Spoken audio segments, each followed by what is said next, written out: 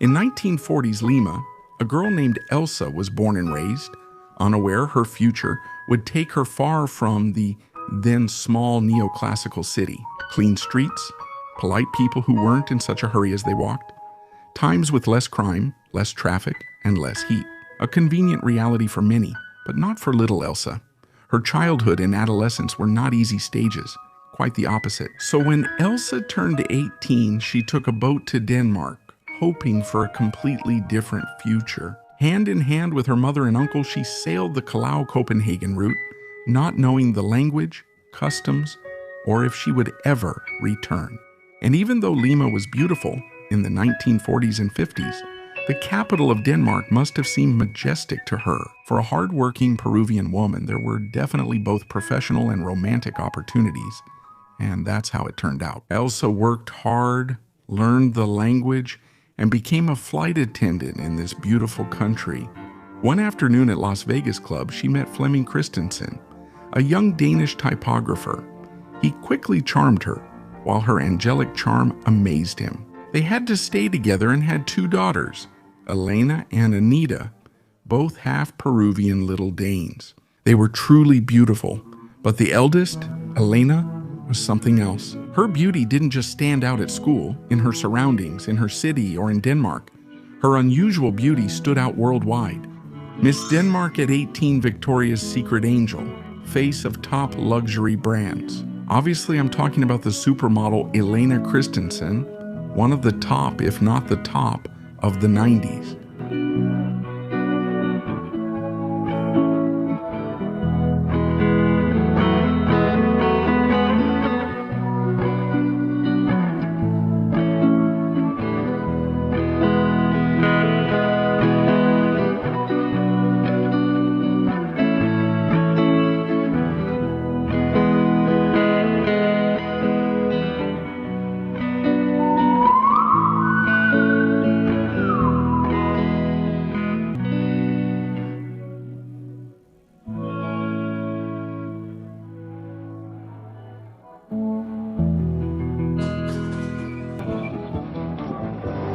And as if that wasn't enough, did you also know Elsa's first daughter because of her relationship with Leonardo DiCaprio? Or with Norman Reedus? Yes, Daryl from The Walking Dead, with whom she would have her only son, the model and singer Lucian Reedus. In 19? You like that, huh?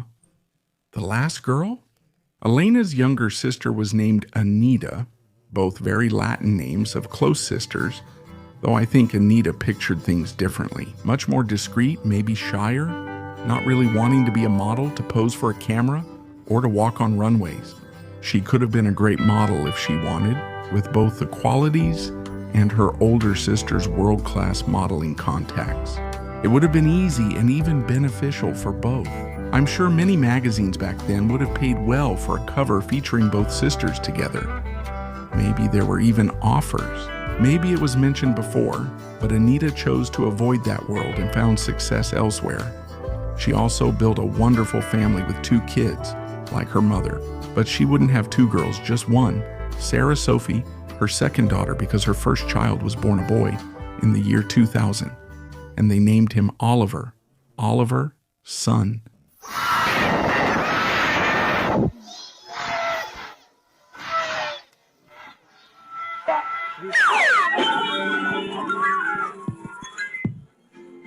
I'm certain about one thing. Oliver's father is Mr. Sonne, or Sonne. He never imagined that marrying a Danish woman who was half Peruvian would lead to his last name being chanted at Matute 2 decades later.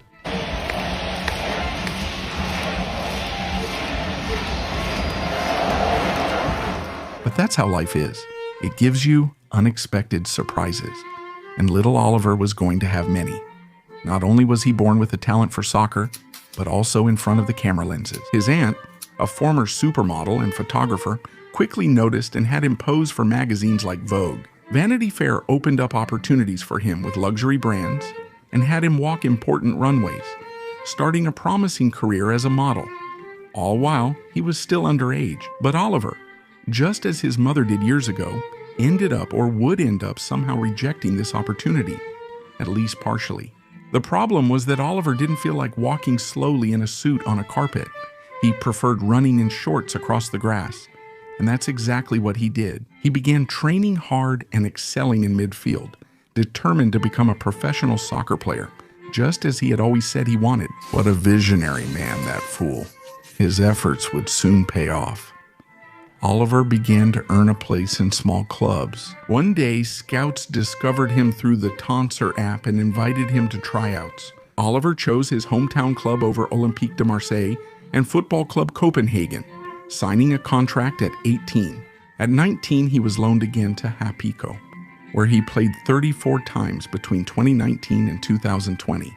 But his professional career really started to take off in 2021, when Silkeborg, a team newly promoted to the Danish First Division, bought him and offered him a 2-year contract. So, little Oliver was forced to leave the comfort of his home in the southwestern suburb of Copenhagen and travel to the city of Silkeborg in the center of Denmark, almost 4 hours away from his family, to make his debut in the First Division. To make a name for himself in the increasingly competitive Danish football scene, climb up to one of the country's top teams, get noticed, and then maybe make the jump to the big leagues. Why not even think about Arsenal, just to round out the dream, right? But the funny thing about dreams is that when they come true, they almost never arrive in the package we imagine. Oliver didn't realize this was also happening over 10,000 kilometers south of the planet. Christian Inostrosa, known online as El Chasqui, and a fellow countryman of his grandmother, was about to mention something about his life that he might have forgotten. His Peruvian heritage. This post quickly went viral and spread across all digital media. And what do we Peruvians do in situations like this?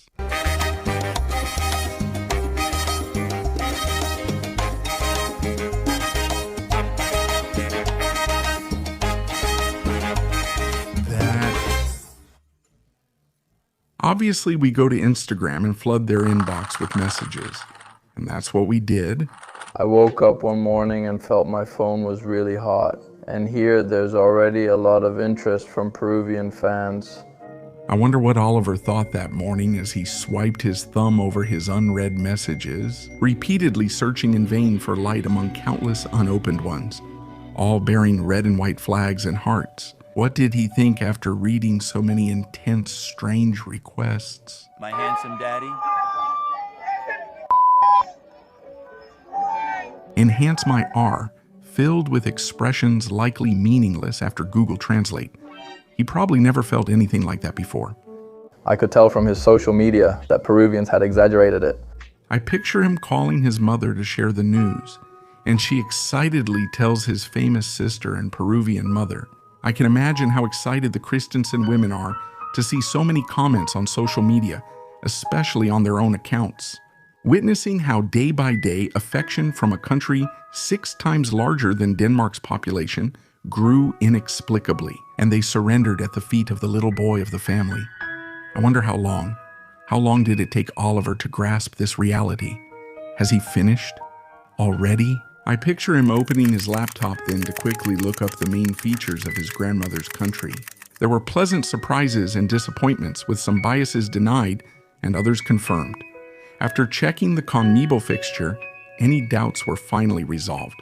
Huge names like Messi, Vinicius, Valverde, Luis Diaz. He had always dreamed of playing against them. How could you not be tempted? How could you not get your hopes up? How could you not believe? How could you not believe in destiny? At 21? Given his family history, the decision likely took him only minutes. There wasn't much to consider. In Denmark, many experienced players in his position likely advised him, don't repeat the Italian's mistake of waiting for his national team and missing a World Cup. He returned, agreed, and was loved by everyone. But Oliver didn't want to wait for that. He had genes that gave him powers, and he wanted to use them right away. So he sat down with Reynoso, agreed to play for Peru, painted his social media red and white, and had some very Peruvian shin guards made. He added a photo of his girlfriend and traveled to Lima. But I like to think he first visited Grandma Elsa, gave her a big hug, told her he would see her homeland, and thanked her. Thank you for sailing all those days and landing in Copenhagen. It was the best inheritance. Grandma Elsa is probably the most touched, since she's the only family member who can read all the social media messages without translation. Encountering unfamiliar words, she likely felt a new connection. In 60 years with her homeland, where she endured much, she likely recalled many things and, after a sigh, concluded that everything ultimately made sense. You'd expect someone unhappy in their country to leave everything, but Elsa isn't like that. She didn't slam the door when leaving. She cherished her family and didn't want to cut ties. Her daughters have often said that Elsa, their mother, always preserved the land, Peruvian traditions, and the language at home. This is common on social media. Look at how Elsa comments on Anita's profile in perfect Spanish and ends by saying, "Good night, mamita," a message that could easily have been written by your grandma who lives in Lince. One might think then that they are completely different from us, as much as Denmark is different from Peru, and maybe in some ways they are, or at least I hope so. But I also think it won't be hard for him to connect with these colors because he already has them inside. Oliver is Peruvian because a part of him, Elsa, undeniably is. The loving grandmother, always present, the one who once wanted to teach him Spanish, and who today gives both her grandson and the country where she grew up an opportunity to help each other, a symbiosis. That's why this video isn't about Oliver, it's about Elsa, the matriarch responsible for this football hysteria called Sonne. Whether Oliver is up to the opportunity or not, we'll find out later, and that will be part of another story. Let's find out. Elsa's story, which is similar to that of thousands of Peruvian women and men who leave the country, and the way she built her family unit, seemed fascinating to me. Just like the phenomenon that a soccer player can cause in a country that is eager to have more heroes and more stories to tell. If you enjoyed the video, please subscribe and follow me on social media. I'm back for good now. And yes, you just said goodbye.